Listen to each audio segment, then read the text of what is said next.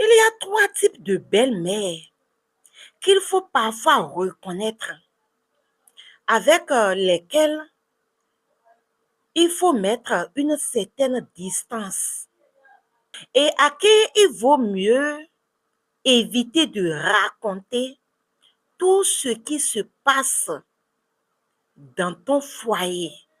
1. La belle-mère qui veut que tu souffres comme elle a souffert. C'est une belle-mère qui pense que parce qu'elle a vécu des difficultés dans sa propre belle famille, tu dois vivre les mêmes épreuves. Elle veut que tu reproduises son histoire, ses sacrifices, ses douleurs, peu importe tes efforts. Elle peut avoir du mal à t'accepter tant que tu ne fais pas les choses comme elle les a faites. Ne baisse pas les bras. Ton foyer n'a pas besoin de répéter les blessures du passé. 2. La belle-mère qui change de visage selon la présence de son fils. Quand son fils est là, elle est gentille, douce et agréable. Mais dès qu'il tourne le dos, son comportement change.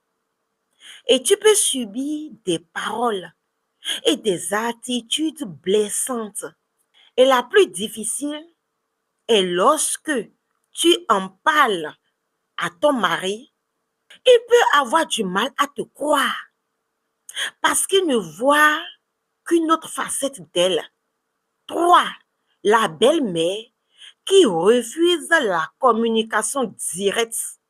Au lieu de venir te parler lorsqu'un problème existe, elle préfère garder le silence, boucler, t'ignorer ou raconter sa version à ton mari, à ta famille ou à d'autres personnes.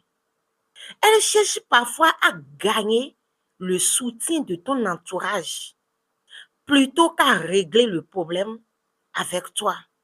Chère dame, si vous êtes face à ce genre de situation, gardez votre intelligence, votre calme et vos limites.